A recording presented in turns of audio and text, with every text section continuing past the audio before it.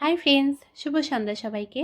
আজ সন্ধ্যাবেলায় chicken fry বানিয়েছিলাম, সেটাই তোমাদের সাথে শেয়ার করছি। তাহলে চলো শুরু করা যাক।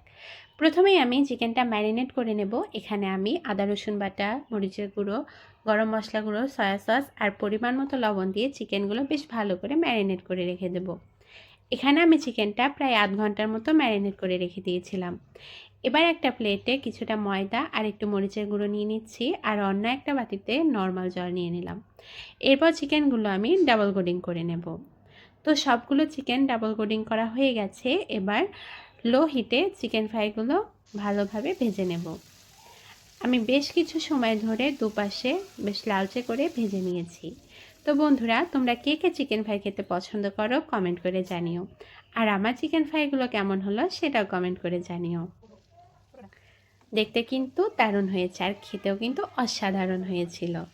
যাই হোক বন্ধুরা, আজকে তাহলে এখানে বিদায় নিচ্ছি। দেখা হবে অন্য আরও একটা ভিডিওতে। সেই পর্যন্ত সবাই ভালো থেকো। বাই।